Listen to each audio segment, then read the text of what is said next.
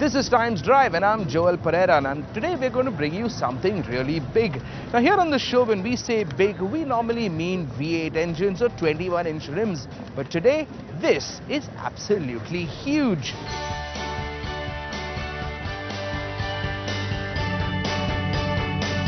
Yep, in our world, bigger is always better, and quite honestly, it doesn't get bigger than this. It's called Asia's largest auto exhibition, and it sure did seem like it. Over 1,500 participants across all the halls, 32 launches and unveilings, and massive crowds of people. Even though the first 2 days we visited were supposed to be the media days, the atmosphere at the Expo was more of an Indian wedding than an Indian Auto Expo. Plenty of excited people milling about, careening from stall to stall, gawking at the shiny metal on display, gawking at the Expo girls, adding a little bit of oomph to the cars on display, and in many cases, just simply gawking. Now today is supposed to be an exclusive press day, but look at the kind of crowd that's come out to see the Auto Expo. I mean, you can barely walk without bumping into people. It's full of people of all ages, shapes and sizes. Yup, this morning since the Expo officially kicked off, car makers dived right in and they've been launching their cars left, right and center. Really, with so much slip cloth being pulled off shiny new metal, honestly it's been a little difficult to keep a track on all the launches, but you know us and our dedication to our craft, so we've kept a tab on all the launches so that you could get a front seat view of all the action at the Auto Expo 2012. And like always, the country's largest car maker, Maruti Suzuki, set the ball rolling with its launch of the much-awaited MPV, the Ertiga.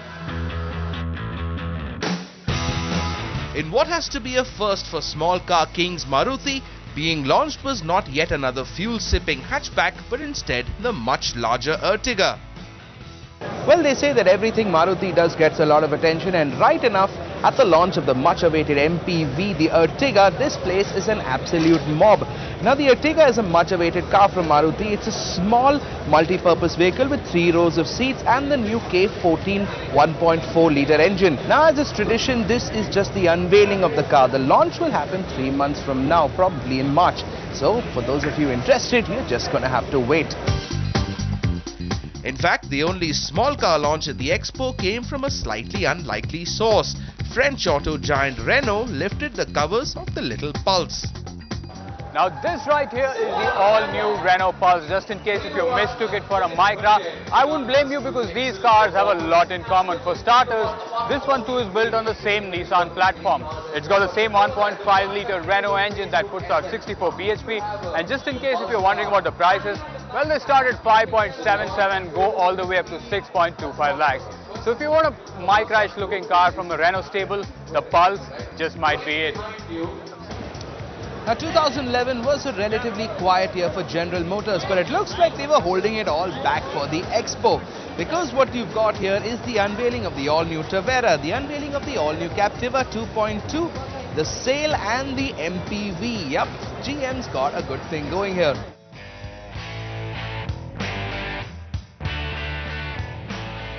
Now this right here is undoubtedly the biggest unveiling in the Expo. It's called the Ford Ecosport, and it's Ford's serious attempt to capture the very nascent and growing entry-level SUV market in India. Now just in case if you're wondering what powers the Ecosport, well, it's got a 1-litre petrol engine. But here's the catch, the power output is equivalent to that of a 1.6-litre petrol engine.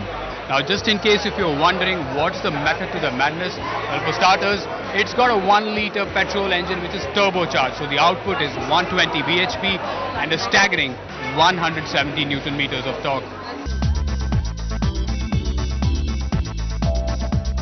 The Ecosport is still some time away from an actual launch, but this is one car that we want to drive, and quickly.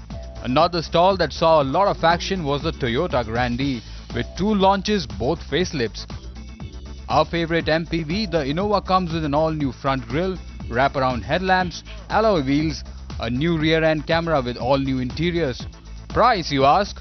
The Innova begins at 9,40,000 rupees ex-Delhi. The Butch SUV Fortuner also got a slight redesign.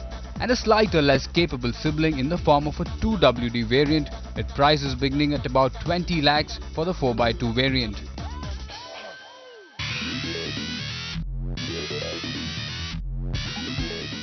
The MPV theme of the Expo continued at the Nissan stall too with the unveil of the Evalia, a 7-seater powered by Renault Nissan's tried and tested 1.5-litre DCI diesel engine.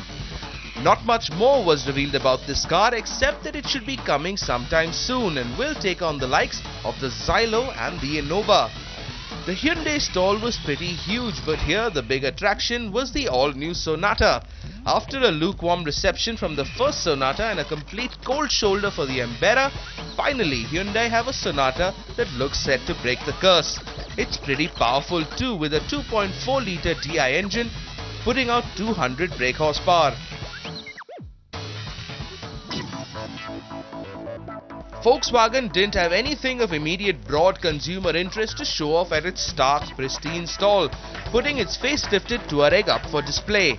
The definite point of interest in the VW stand though was the 20th century bug, or the all-new Beetle. This one comes with a 2-litre TSI diesel engine and a 6-speed automatic transmission.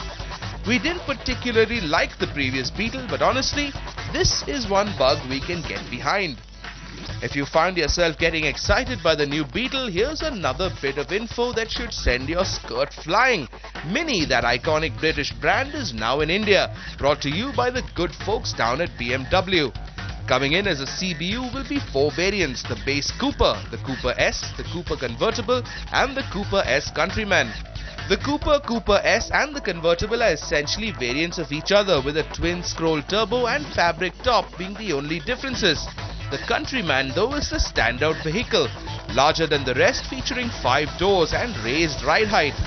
Character does not come cheap though, considering these cars are coming in as CBUs, and with the astronomical taxes that accompany them, the Mini range begins at 24.9 lakh rupees for the Cooper and goes all the way to 31.99 for the Countryman.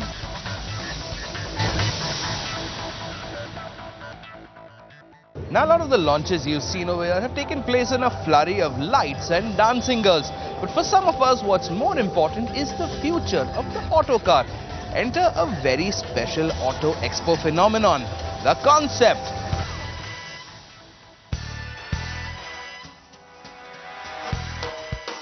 For many years, motoring companies used the concept to show off new directions in design and styling.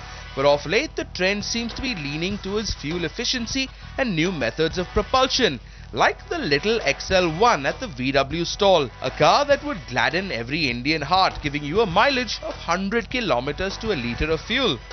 The XL1 is powered by a compact 800cc TDI 2-cylinder diesel engine, putting out 48 brake horsepower, linked to an electric motor, putting another 27, resulting in a total of 75 bhp. More German action continued at the BMW stall with their vision of the future of mobility, a world where your car is essentially a large phone encased in a stunning aluminium shell. So you've got an advanced heads-up display giving you all the information you might need, eliminating your need to refocus your eyes onto a speedo as you drive, along with a whole lot of internet connectivity.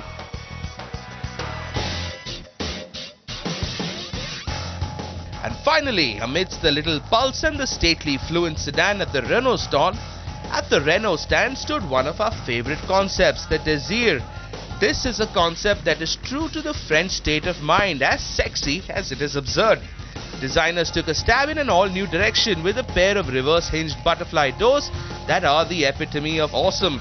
As you might expect, this concept makes use of a fittingly futuristic powertrain. Renault says that under all of that curvy sheet metal, there's a full EV drivetrain on hand.